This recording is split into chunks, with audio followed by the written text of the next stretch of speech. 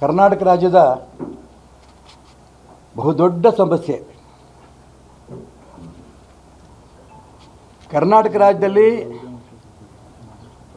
ಸಿದ್ದರಾಮಯ್ಯ ನೇತೃತ್ವದಲ್ಲಿ ಕಾಂಗ್ರೆಸ್ ಸರ್ಕಾರ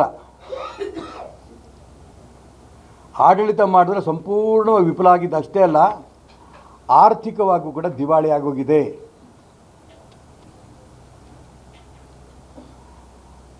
ಇದರ ಸ್ಪಷ್ಟ ನಿರ್ದೇಶನ ರಾಜ್ಯದ ಗುತ್ತಿಗೆದಾರರಿಗೆ ಪೂರ್ಣಗೊಂಡ ಕಾಮಗಾರಿಗಳ ಬಗ್ಗೆ ಹಣ ಪಾವತಿಸಲು ಆಗದಿರಷ್ಟು ದಿವಾಳಿ ಹಂತದಕ್ಕೆ ಈ ರಾಜ್ಯ ಸರ್ಕಾರ ತಲುಪಿದೆ. ಗುತ್ತಿಗೆದಾರ ಹಲವಾರು ಬಾರಿ ಸರ್ಕಾರವನ್ನು ಈ ವಿಷಯವಾಗಿ ಎಚ್ಚರಿಕೆಯನ್ನು ಕೊಟ್ಟಿದ್ದಾರೆ. ಹಣಕಾಸು ಇಲಾಖೆಯನ್ನು ತಮ್ಮ ಹತ್ರನೇ ಇಟ್ಕೊಂಡಿರೋಂಥ ಸಿದ್ದರಾಮಯ್ಯನವರು ಒಂದು ರೀತಿಯ ನಿಸ್ಸಹಾಯಕರಾಗಿ ಕೂತಿದ್ದಾರೆ.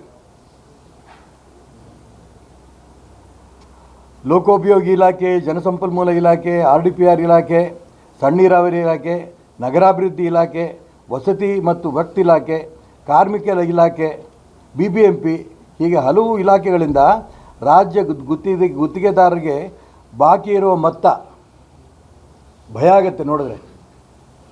ಎಲ್ಲ ಇಲಾಖೆಗಳಿಂದ ಕಾಂಟ್ರಾಕ್ಟರ್ಗಳಿಗೆ ಬರಬೇಕಾಗಿರೋಂಥ ಒಟ್ಟು ಹಣ 37,000 ಕೋಟಿ. 37,000 ಕೋಟಿ. ಇದರಿಂದ ಯಾವುದೇ ಅಕಸ್ಮಾತ್ ಹೊಸ ಟೆಂಡರ್ ಕರೆದ್ರೆ ಯಾವ ಕಾಂಟ್ರಾಕ್ಟರ್ ಕೂಡ ಅವನು ಅರ್ಜಿ ಹಾಕಕ್ಕೆ ತಯಾರಿಲ್ಲ. ನಾವು ಕೆಲಸ ಮಾಡಿದ್ರೆ ರಾಜ್ಯದ ಸರ್ಕಾರದ ದುಡ್ಡು ಬರಲ್ಲ.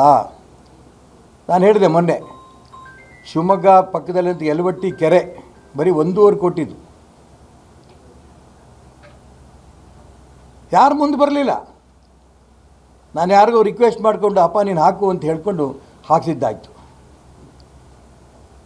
ಶಿವಮೊಗ್ಗ ಆಶ್ರಯ ಮನೆಗಳದು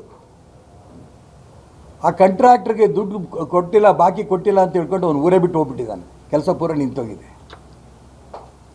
ನಾನು ಈ ಸಂದರ್ಭ ಉಸ್ತುವಾರಿ ಸಚಿವರಾದ ಮಾನ್ಯ ಮಧು ಬಂಗಾರಪ್ಪನವ್ರಿಗೆ ಪ್ರಾರ್ಥನೆ ಮಾಡ್ತೇನೆ, ದಯವಿಟ್ಟು ಆ ಕಾಂಟ್ರಾಕ್ಟರ್ಗಳು ಕೊಡಬೇಕಾದಂಥ ಆಶ್ರಯ ಬಡವರ ಮನೆ ಆ ಹಣವನ್ನು ತಕ್ಷಣ ಬಿಡುಗಡೆ ಮಾಡಿಸಿ. ಜೊತೆಗೆ ಈ 37,000 ಕೋಟಿ ಬಗ್ಗೆ ಮುಖ್ಯಮಂತ್ರಿಗಳು ಗಮನಿಸಬೇಕು.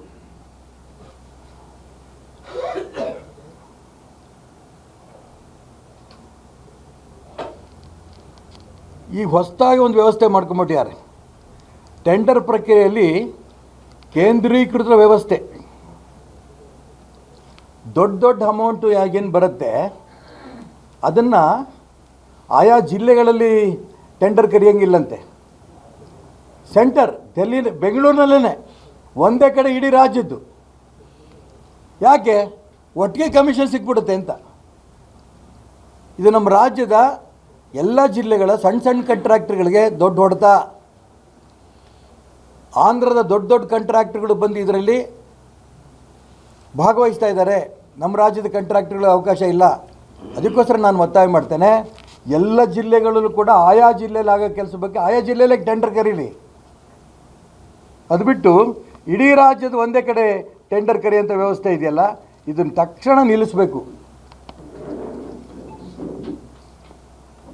ಮತ್ತೆ ಮತ್ತೆ ಮತ್ತೆ ಮುಖ್ಯಮಂತ್ರಿಗಳು ಹೇಳ್ತಾ ಇರ್ತಾರೆ ಹಿಂದಿನ ಸರ್ಕಾರದ್ದು ಕಮಿಷನ್ ಭಾಳ ಜಾಸ್ತಿ ಇತ್ತು ಅಂತ. ಇದೇ ಸರ್ಕಾರ ಬಂದ ನಂತರ ಈ ಕಾಂಗ್ರೆಸ್ ಸರ್ಕಾರನೇ ನ್ಯಾಯಮೂರ್ತಿ ನಾಗಮೋಹನ್ ದಾಸ್ ಅವರ ತನಿಖಾ ಆಯೋಗವನ್ನು ನೇಮಕ ಮಾಡಿದ್ರು. ಆ ನಾಗಮೋಹನ್ ದಾಸ್ ಅವರ ತನಿಖಾ ವರದಿ ಈಗಾಗಲೇ ಕೊಟ್ಟಿದೆ. ಈ ತನಿಖಾ ವರದಿನಲ್ಲಿ ಯಾವುದೇ ಆರೋಪ ಸಾಬೀತಾಗಿಲ್ಲ, ಇದರಲ್ಲಿ ಯಾವುದೇ ಹುರುಳಿಲ್ಲ. ಇದನ್ನು ನೋಡಾದರೂ ಕೂಡ ರಾಜ್ಯ ಸರ್ಕಾರ ಇನ್ನೂ ಬಾಯಿ ಮುಚ್ಕೊಂಡು ಕೂತಿಲ್ಲ. ದಿನೇ ಅದನ್ನೇ ಹೇಳಿಕೆ ಕೊಡ್ತಾರೆ. ನಾಗಮೋಹನ್ ದಾಸ್ ಹಾಗಾದರೆ ಆ ವರದಿ ಇದನ್ನು ಸಮಿತಿ ಮಾಡಿದ ಯಾತಕ್ಕೆ? ನಿಮ್ಮ ರಾಜಕೀಯ ತೀಟೆ ತೀರಿಸ್ಕೊಳಕ? ಆ ನಾಗಮೋಹನ್ ದಾಸ್ ವರದಿನಲ್ಲಿ ಹಿಂದಿನ ಸರ್ಕಾರ ಬಹಳ ಭ್ರಷ್ಟಾಚಾರ ಮಾಡಿತ್ತು ಅಂತ ಅಕಸ್ಮಾತ್ ರಿಪೋರ್ಟ್ ಕೊಟ್ಟಿದ್ದರೆ ನೀವೇನು ಮಾಡ್ತಿದ್ರಿ? ಅದಕ್ಕೋಸ್ಕರ ಹೇಳ್ತಾ ಇರೋದು, ಈ ರೀತಿ ಗುತ್ತಿಗೆದಾರರಿಗೆ ಕೊಡಬೇಕಾದಂಥ ಹಣ ಕೊಡದೇನೆ ಒಂಥರ ಬಂಡತನ.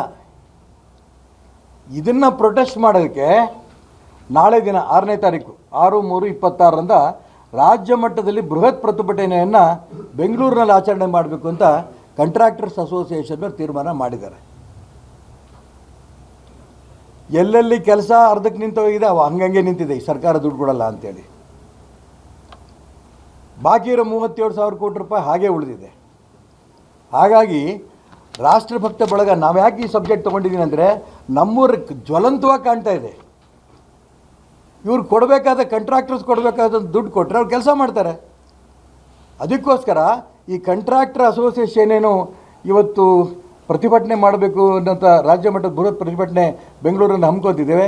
ನಾವು ಅವರಿಗೆ ಬೆಂಬಲವನ್ನು ಕೊಡ್ತೇವೆ ಮತ್ತು ಸರ್ಕಾರನ ಒತ್ತಾಯ ಮಾಡ್ತೇವೆ, ತಕ್ಷಣ ಆ ಹಣ ಬಿಡುಗಡೆ ಮಾಡಬೇಕು. ಅದರ ಮುಖಾಂತರ ಅಭಿವೃದ್ಧಿ ಕಾರ್ಯಗಳು ರಾಜ್ಯದಲ್ಲಿ ನಡೆಯೋದಕ್ಕೆ ಅವಕಾಶ ಮಾಡಿಕೊಡಬೇಕು. ಇದು ನಮ್ಮ ಒತ್ತಾಯ.